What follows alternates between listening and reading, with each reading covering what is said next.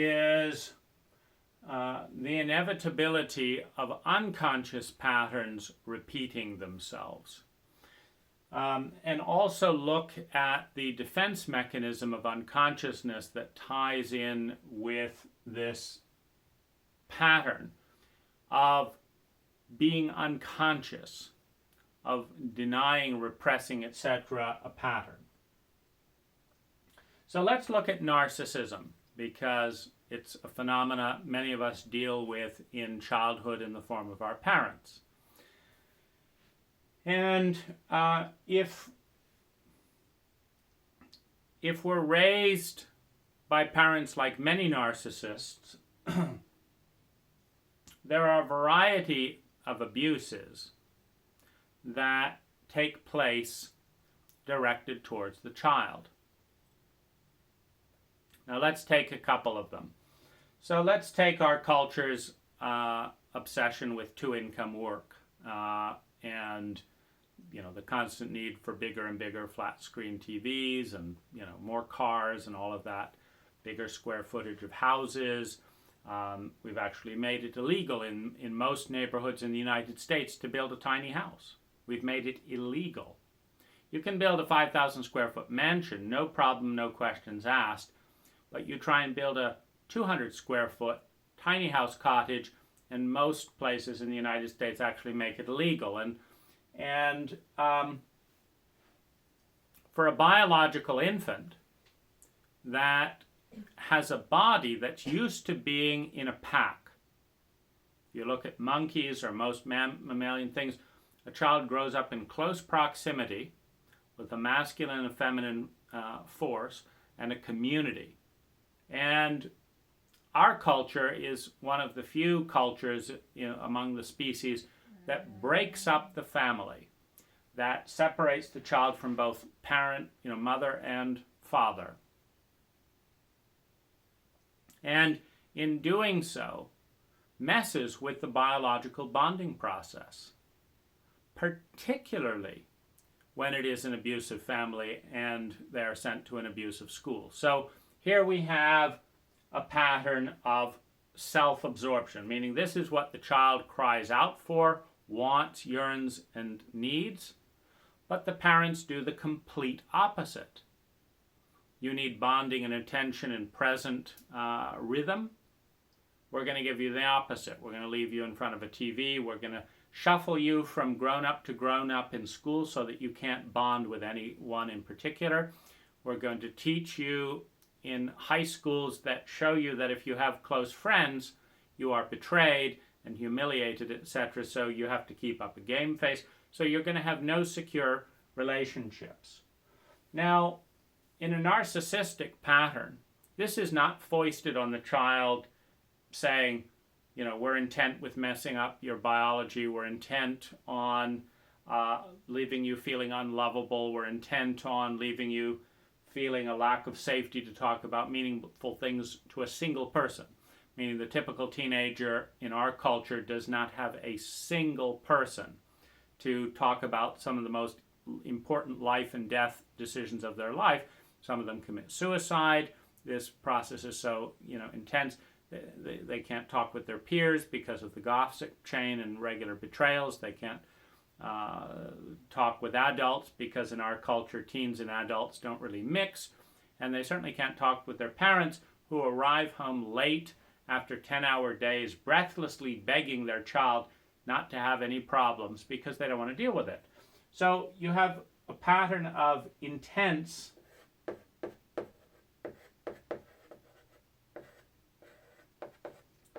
self-absorption.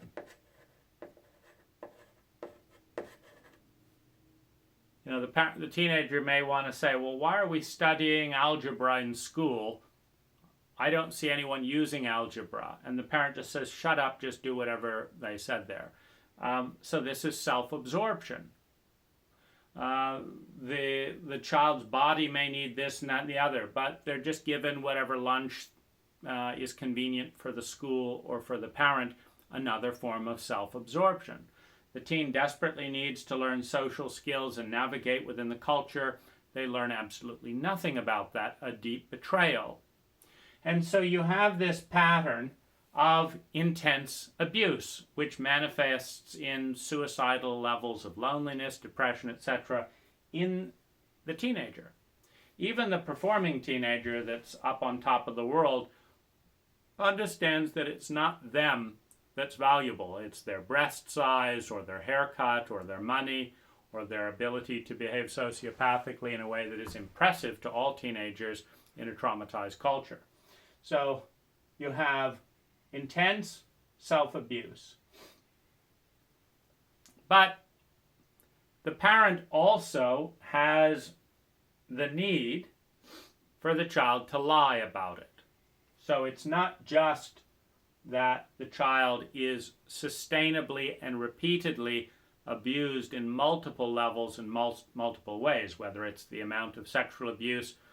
More than, I think, 20% of Americans will be sexually abused before they're a teenager, whether it's about the education system that is not going to prepare them for life, but is going to expose them to routine shaming and humiliation and performing without any clear social skills.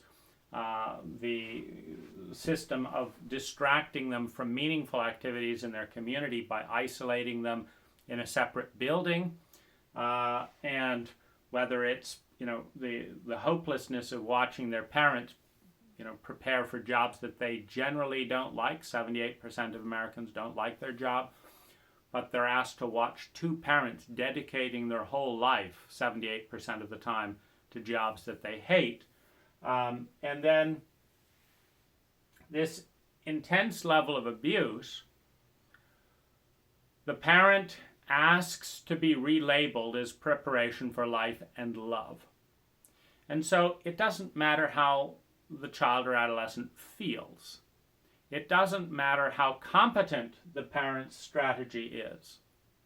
It doesn't matter the impact on this strategy in creating lonely, isolated, unhappy, but resource-rich individuals. An American is going to consume more resources in energy than any individual in human history, including 102 tons of garbage by the time they died, which is just the stuff that of all that we consume that we don't know what to do with.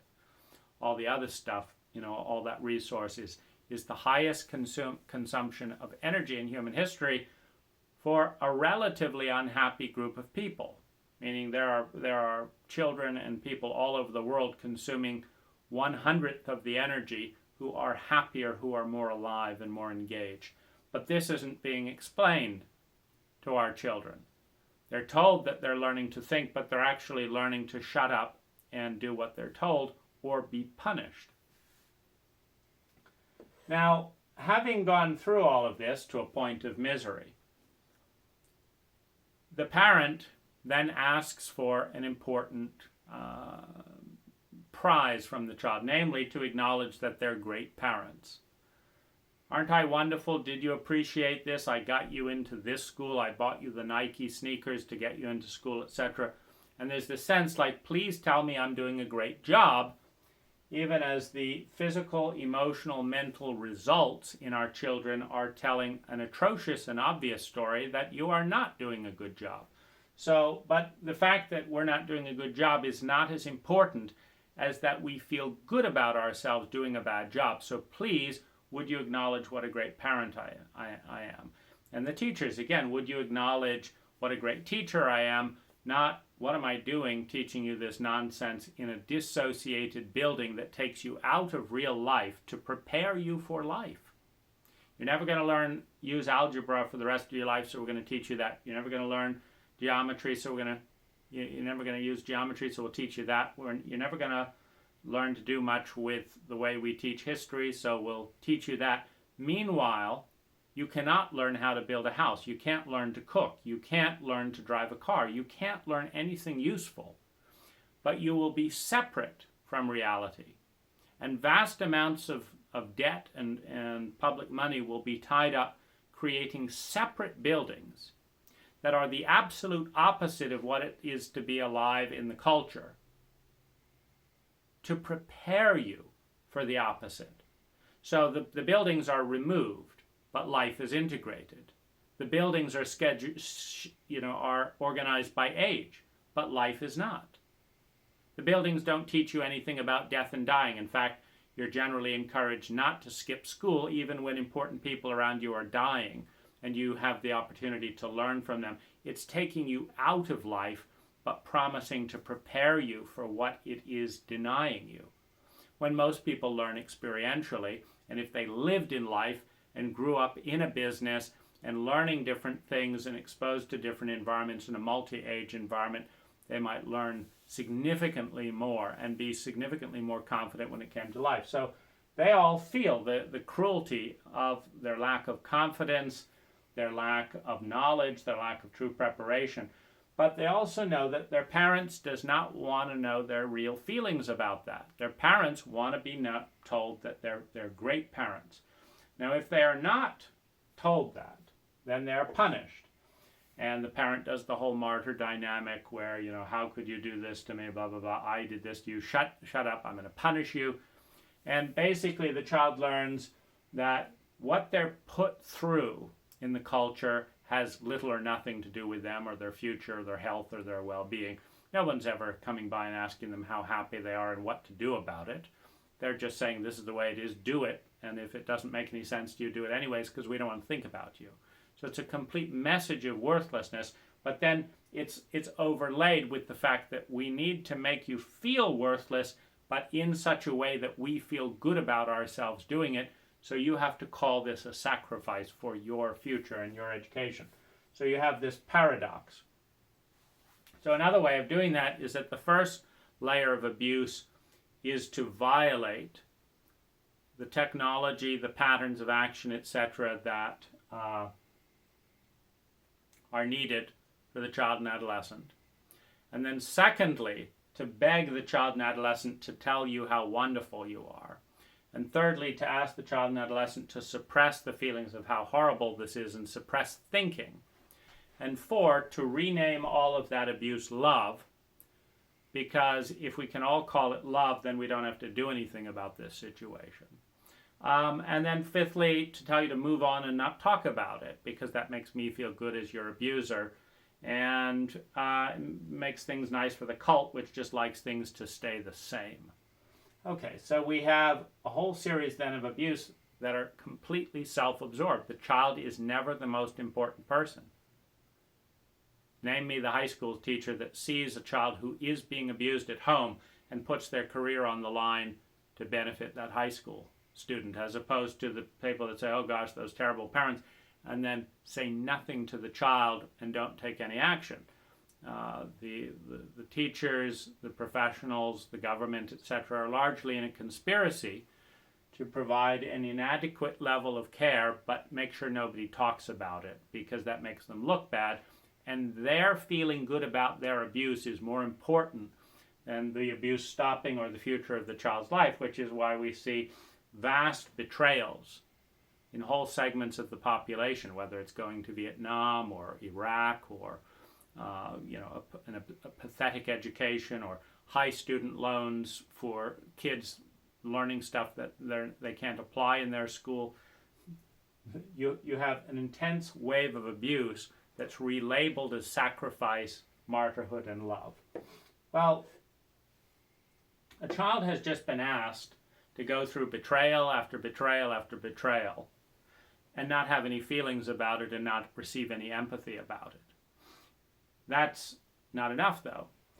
It's then asked to deny that the betrayal ever happened and recall it love.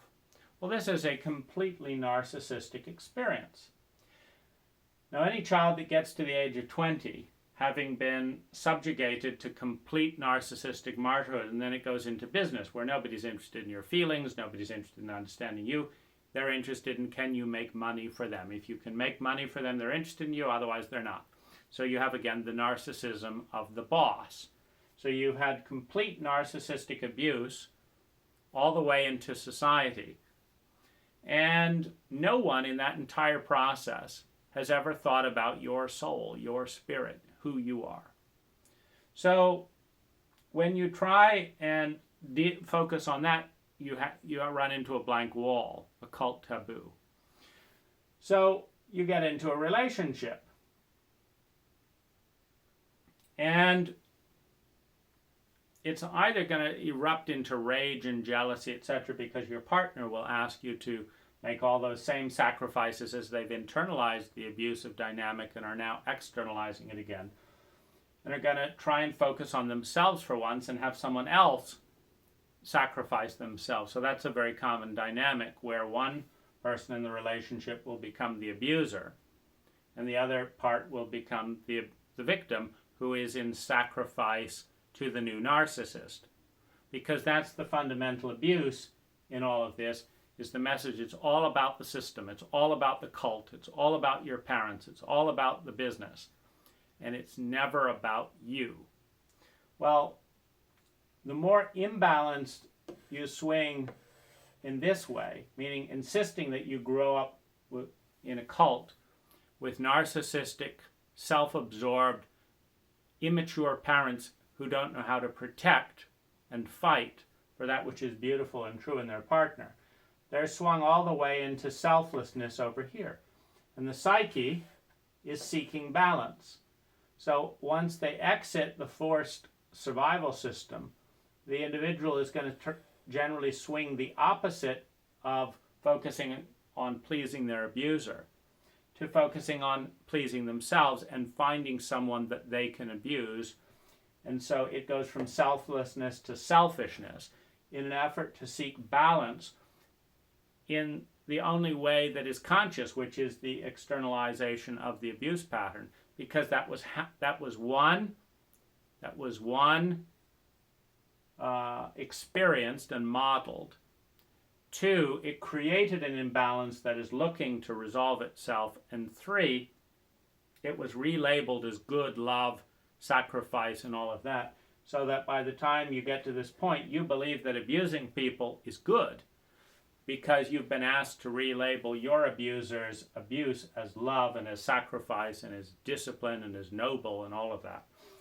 And so the cult repeats itself to the point when you get a parent, or you get to become a parent, you're going to instinctively do what was done here because it's been masked and called love as part of the narcissism that makes the abuser feel good for relabeling abuse love. It's much easier than actually dealing with the abuse and change and uncomfortable feelings. So this is why an unconscious pattern will typically repeat itself. If I've spent my entire life in terror for my survival, security, love, and belonging, that if I don't pamper my abuser, I will be completely unloved, and as it is, I'm not loved, I'm going to grow up focusing completely on my abuser. And by the time that I'm a grown-up, I will be so imbalanced by being focused on pleasing the abuser that the only way to balance that out within me is to focus completely on myself, because no adult has ever done that in the history of this maturation process. So now the psyche compensates to be very self-absorbed, but now the narcissistic abuse survivor is the new narcissist, because now they're focusing on all the things they couldn't focus here. They don't have room for a partner. They didn't grow up in a balanced relationship in which they held apart. Now, this pattern will continue quite logically in this loop until it's conscious. And it can become conscious up here or down here.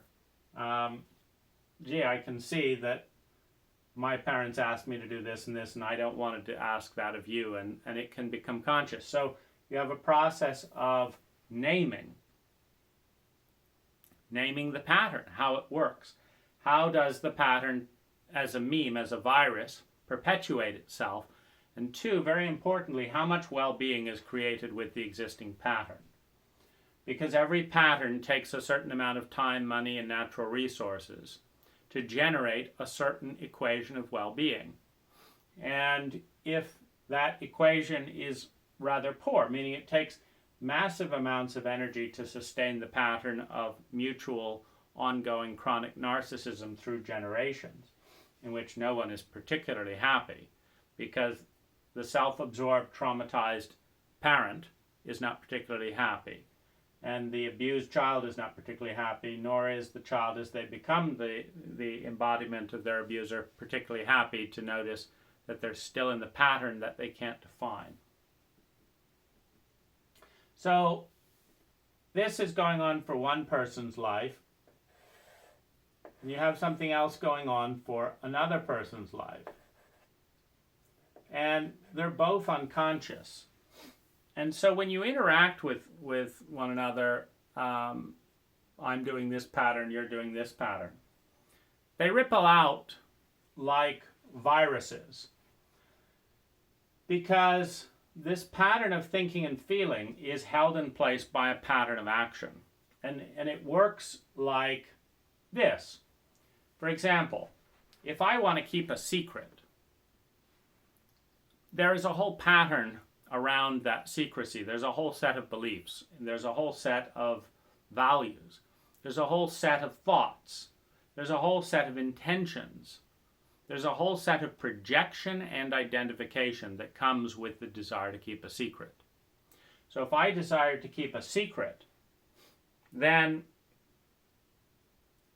I am pushing that entire framework of thinking, feeling, and doing, the paradigm, into the relationship. And the belief may be that people can't be trusted, so you have to keep a secret. So I'm saying I want to keep a secret. But I'm not just saying I want to keep a secret. I'm also saying people can't be trusted. But we're people. So I'm saying that you can't be trusted and I can't be trusted. That's why we've got to keep a secret. Now, beliefs ripple out into reality. And so, if I'm keeping a secret based on the paradigm of an unsafe world, which spawns the belief that you can't be trusted and I can't be trusted because people can't be trusted, then in order to keep the secret and have that be intelligent, I've got to stop trusting you because I'm acting based on a belief that people aren't trustworthy. When I take that action, I'm pushing that belief into the space. I'm saying people can't be trusted, people can't be trusted. Now, if you keep my secret for me, I'm saying you're right, people can't be trusted, and by the way, we're people, so we can't be trusted. If I push back and say no, I believe people can be trusted and this secret should come out. So let's say we can be trusted and we're people, so now the whole relationship pivots because at stake is, are we trusted and trustworthy or are we not? If we are not trusted and trustworthy, for example, loving and vulnerability doesn't make sense. If we say you can't be trusted and I can't be trusted because people can't be trusted and we're people, the brain is not that crazy that it says people can't be trusted but I can. If people can't be trusted, the best way to read that is that at the deepest level we do not feel trustworthy and don't trust ourselves. Now, that action and belief that we're not trustworthy means that I don't want to risk emotional depth, which means the relationship will not bond well, which means it will fall apart, which validates the belief. And so the real challenge in an unconscious culture in which emotional literacy, psychological literacy, mythological literacy, physiological literacy, biology is willfully ignored as part of the shadow expression of deifying money and technology and suppressing everything else. If that is willfully ignored, how is it that we can be conscious of these patterns? And if we understand that the in-breath, that allowing someone to engage with us as an abuser participates and primes the pump for us to abuse. You can think of it, if we allow a client to not pay a $50,000 bill, and we let in an untrustworthy client, we don't set up the contract, we don't protect ourselves, etc. So we allow in a wide range of ways. It's usually dozens of things that all coalesce to allow a thing to happen. So now we've allowed in an untrustworthy client that haven't paid their bill. Well, for many of us, if $50,000 disappears because someone doesn't pay the bill, but we paid all the expenses, then we cannot pay the bill and the virus goes forward. So when we allow people to traumatize us, we will eventually develop PTSD and start traumatizing other people. If we allow people to rip us off, we will eventually lose money and not pay our bills to other people, and the virus will spread out. And so there's a tremendous vulnerability as two people in an unconscious state, in an unconscious culture, are projecting an entire ecology of belief, paradigm, thoughts, feelings, and value hierarchy expressed in the density of their action, expressed in the density of your action, and their action are coming into you with that dense action and sparking and challenging your pattern and your paradigm, which may be no healthier because we're sustained in a state of illiteracy on that which is within, on the architecture of energy. And so the real problem is not when our boyfriend says, gee, honey, I've got to work late at work again. Do you mind? And of course, the good spouse is supposed to say, oh, honey, do what you need to do. Oh, thank you so much. The problem is not the action. The problem in a myopic, unconscious, narrow-dimensional romantic relationship is that action of prioritizing work over partnering has a fundamental set of beliefs and paradigms behind it. And those beliefs and paradigms are taking root into the psyche of people who participate. Because you could say, fuck that project. I want to live in a culture where people come first. And the most important part in people coming first is deep, loving relationship. And the way to honor a deep, loving relationship is to prioritize it with time, which means that I'm going to do just the opposite. Because if I believe and hold that paradigm, I'm going to behave differently. I'm going to tell the client, sorry, I can't take that on. I've got a marriage to attend to. And the client is either going to re-examine their own life and say, you're right, I should be attending to my marriage. Or they're going to be trapped in the middle and say, I'd like to be able to do that, but I don't have the internal strength and courage and creativity to make myself independent. And my boss has the virus that work is more important than marriage. And so they will not let me accept this deadline. So I'm going to have to punish you for breaking the taboo of putting family first, because otherwise I will be punished by my boss who doesn't support putting family first because he works 100-hour weeks or whatever it is. And so the pattern is intention, and the real vulnerability as two people come together with their behaviors is they're innocent on the surface. I just need to do this project at work. I just need to cancel another date and be late. I just need to lie and have sex with your best friend. That's all. Just one time, it was nothing.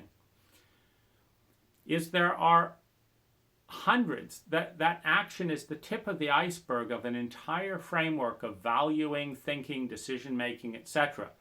that is constantly in operation. It's constantly rippling out that same message. Relationships don't matter as much as work. Well, if relationships don't matter as much as work, and that's a constant vibe. And work is all-consuming, and you have a boss that will pay you more and more for working longer and longer hours and overtime.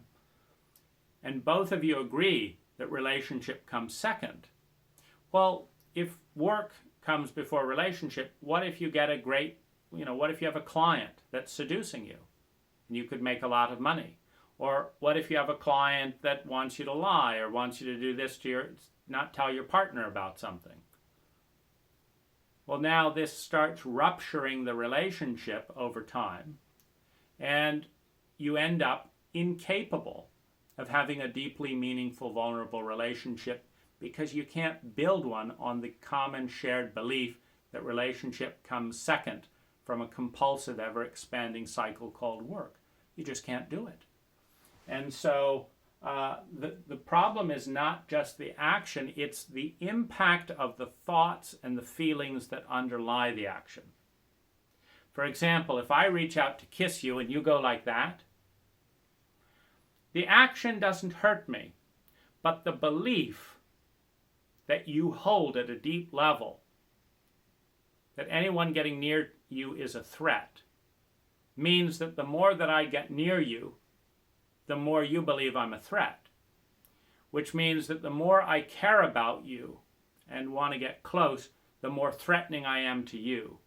Now, if I get that cue that you believe I'm a terrible and threatening person because I want to get close, then if that's not talked about and processed and brought to light in a conscious culture of ignorance, a culture of willfully maintained ignorance, then the process of not talking about this leads directly to me beginning to take on the identification that that I must have terrible motives for being close to you because I'm a terrible person.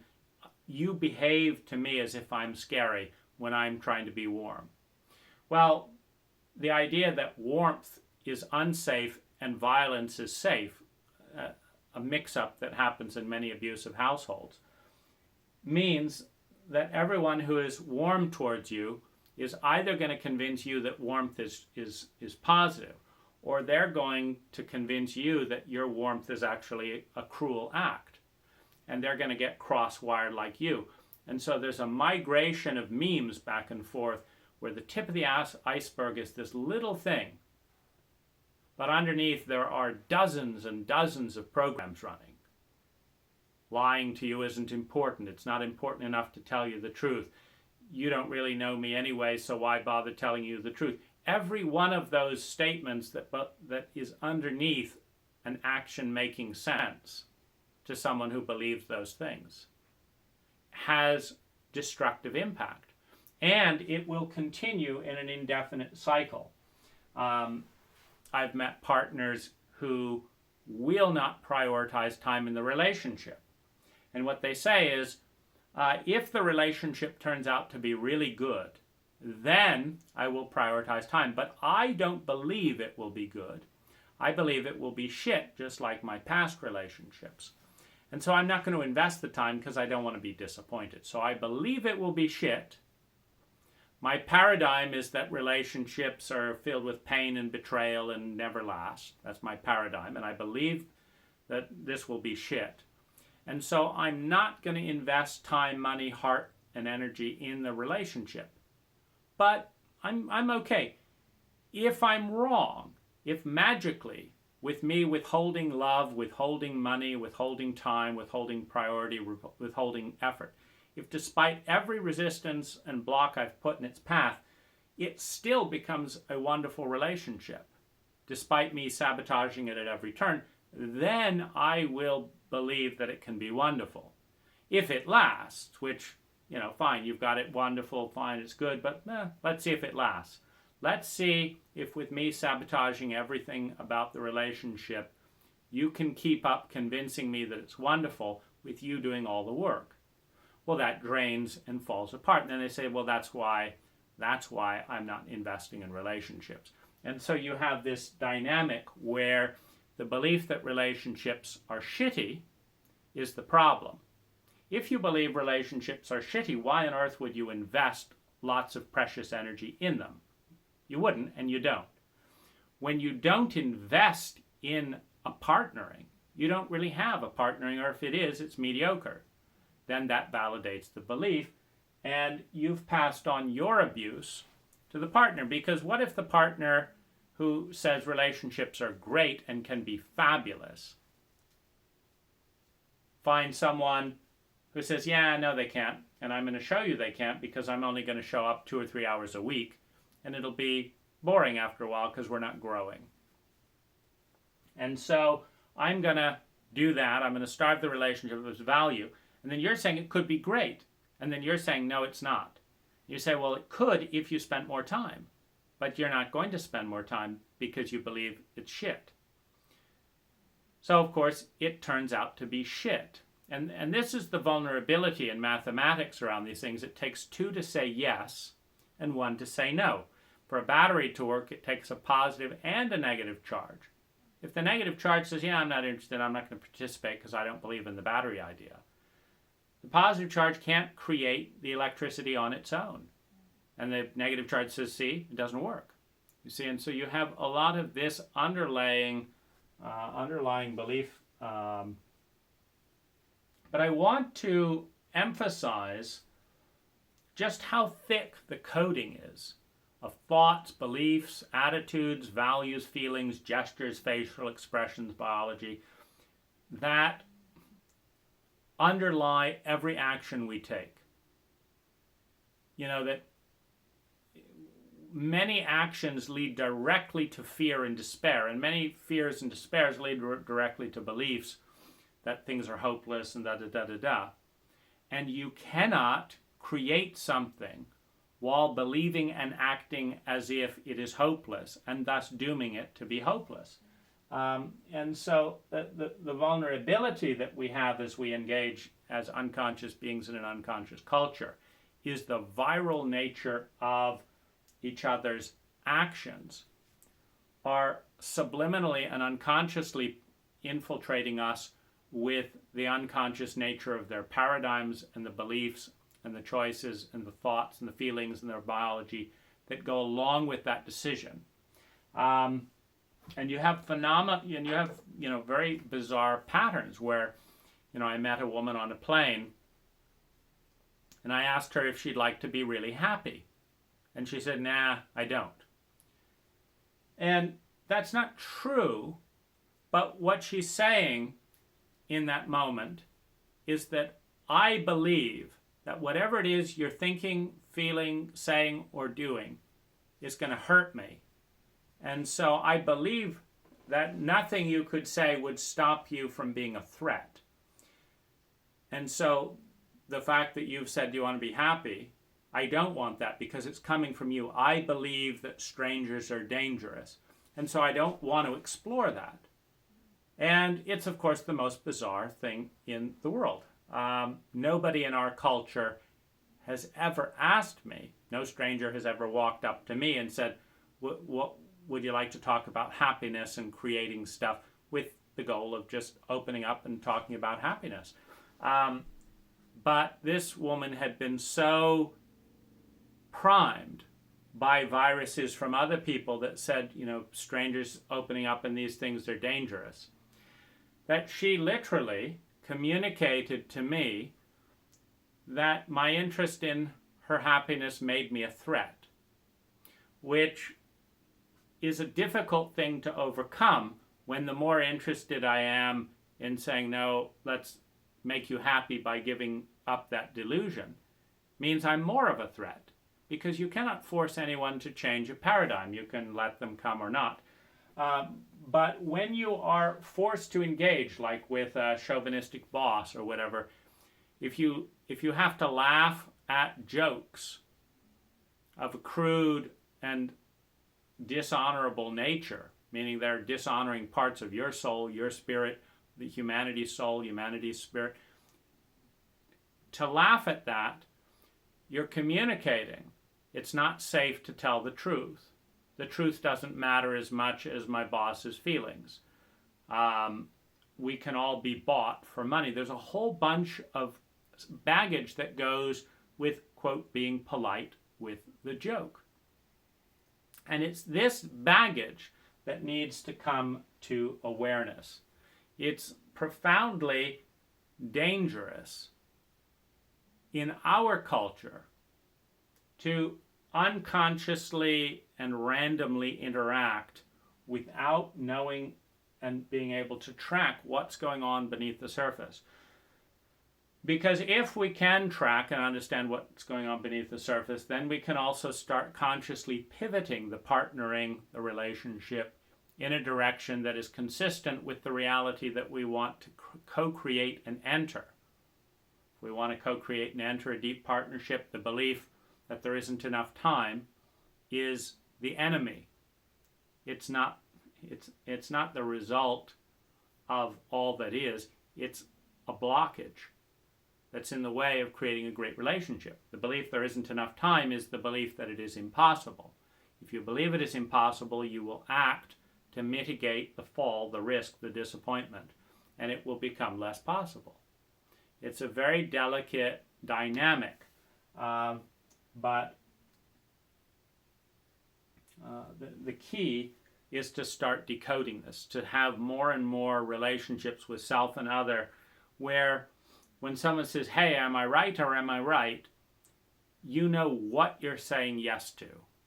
Are you saying yes to charm is more important than substance, or charm is more important than truth, or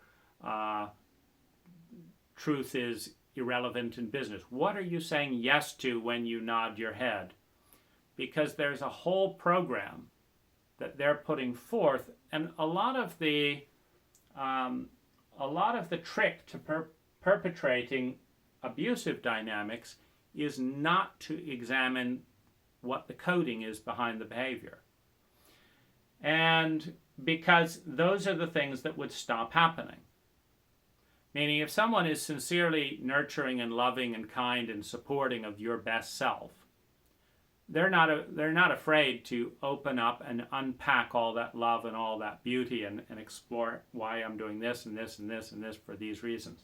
But if someone is intent to be completely self-absorbed and take advantage of you to balance out the imbalance that they were taken advantage of in childhood, and now they're trying to balance their psyche out by doing the opposite, they're much less likely to say, by the way, I'd like to spend the next 10 years with you, and I'd like it to be all about me, and I'd like you to become as invisible as possible, because that will make me feel like I exist, because I never felt like I existed when I was asked to be as invisible as possible, so that my parents' abuse could exist unhindered, and their version of reality as love could exist unhindered, and my feelings meant absolutely nothing. That I put them behind a wall, and my pain about cutting myself in half also didn't matter. So I became as small as I possibly could to protect my abuser. Now I'm looking for someone who will become as small as they possibly can to protect me, because I need a grandiosity. I need a grandiosity way over here to compensate for the smallness and invisibility I feel here. And the thing that makes me feel grandiose is externalizing the abuse that was given to me. And so that's what I'm looking for over the next 10 years. Most people would say, gee, that's not really what I want. But if you're in an unconscious pattern where you never got your needs of survival, security, love, and belonging met unless you made yourself as small as possible in order to pamper your abuser, and you're projecting parent on your partner, well, you may be saying, well, I did survive childhood because I became as small as possible and pleased them, so I'm going to keep doing that. And you're the person that wants to be pleased, and so that's just, I will unconsciously participate with you in a complete rendition of the parent-childhood relationship. The takeaway from this is that when you take an action, to understand that there are a whole host of paradigms, beliefs, thoughts, and strategies for meeting needs, the need to survive, the need to feel secure, the need to feel love and belonging, the need to feel self-esteem beneath those actions. And so if you look at what the rationality is of the action. If I, for example, invest in a new sports car, but don't get around to therapy or spending time with my children, you can maybe start to see a pattern where looking good on the outside is part of a pattern of avoiding at all costs feeling things on the inside. What I'm avoiding is all these things that could bring up my feelings. Well, if you're avoiding all the things that could bring up your feelings, that's based on a fundamental supposition that the feelings are more painful and bad than they are constructive, healthy, and good. So if you believe that feelings are more painful and bad because you've had that experience, you are going to avoid feelings. If you believe that feelings are basically good, and that the more you get to know them and make them your friend, the more wonderful they are, you're going to invite more and more feelings up for yourself and others. But if you believe that feelings are bad, so you avoid them, the feelings will mutate and rot and deteriorate into darker renditions of the original feelings. Feelings, when they are suppressed, denied, avoided, betrayed, and kept unconscious, tend to deteriorate.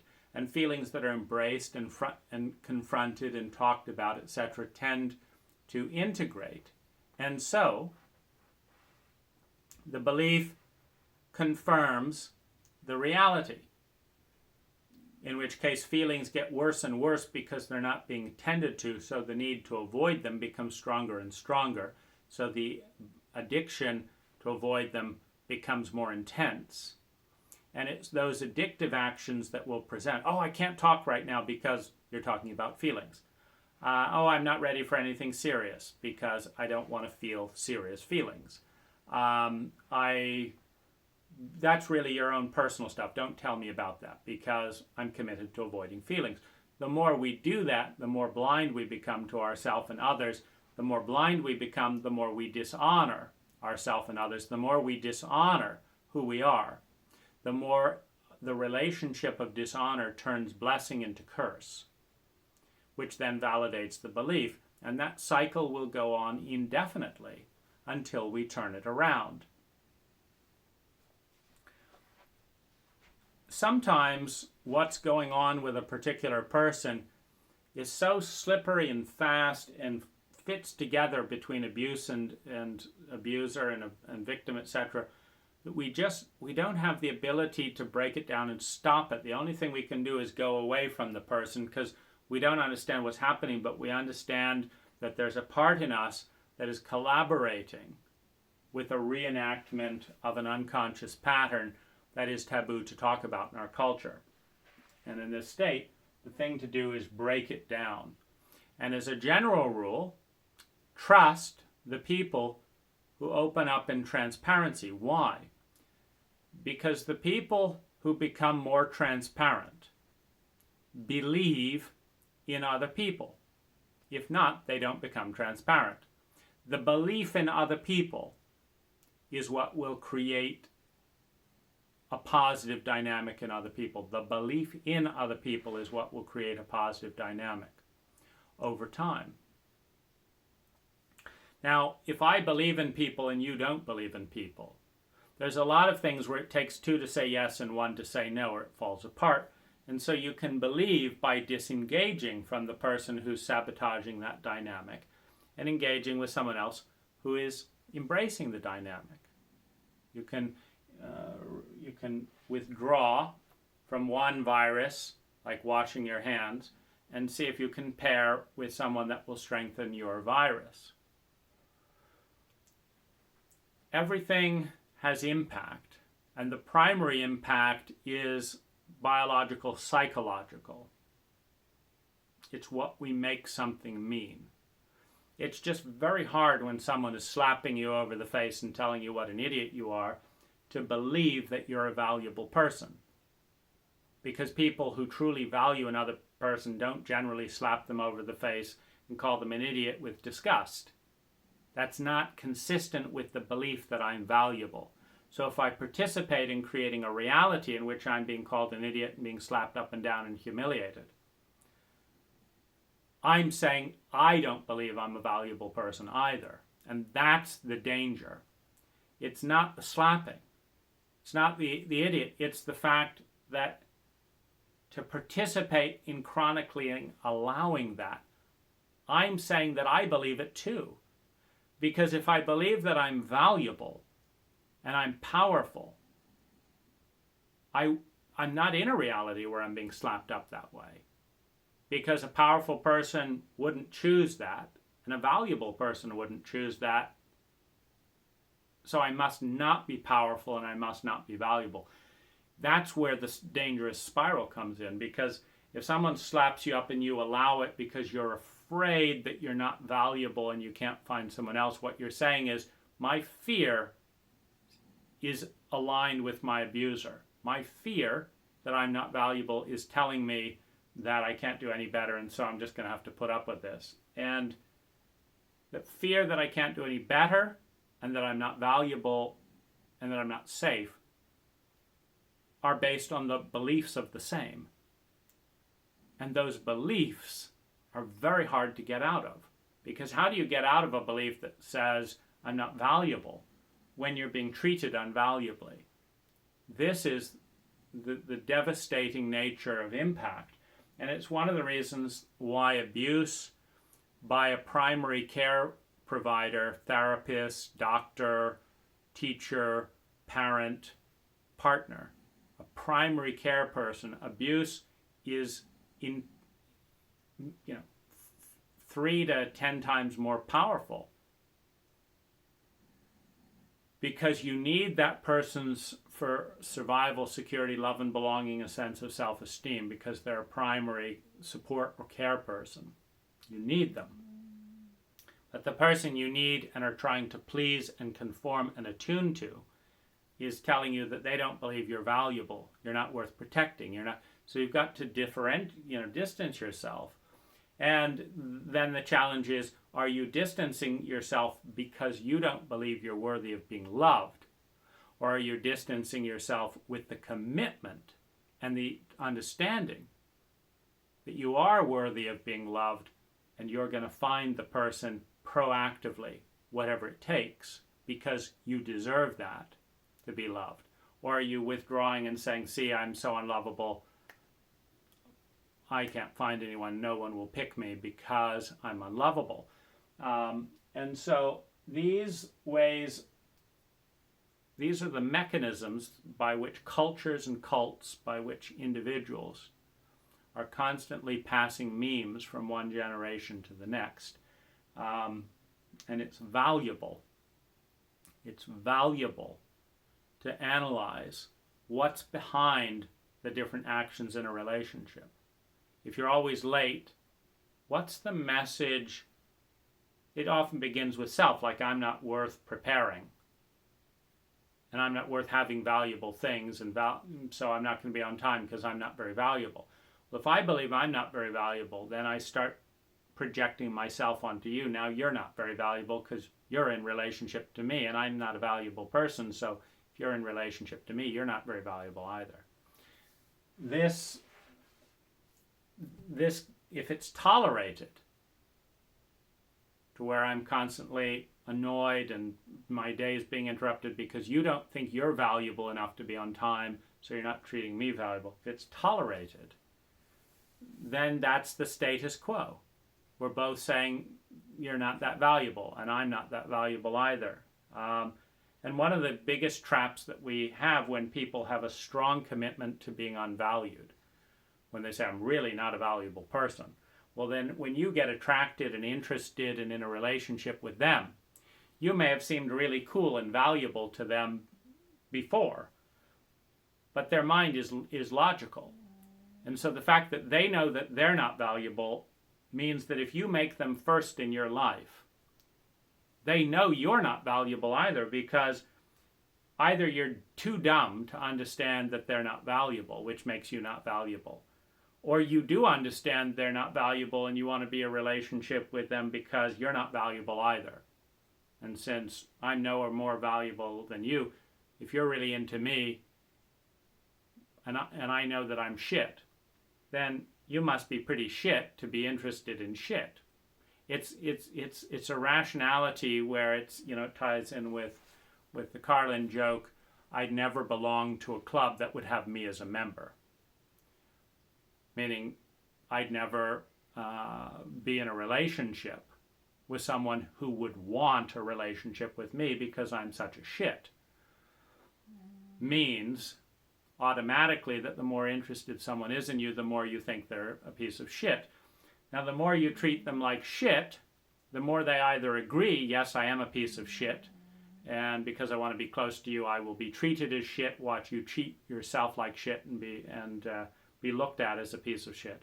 Or I'm going to leave because you're not treating me like shit, and then I become valuable again because I've left you and you're still a piece of shit, and now you're even worse piece of shit because you let a valuable person escape, but they left you.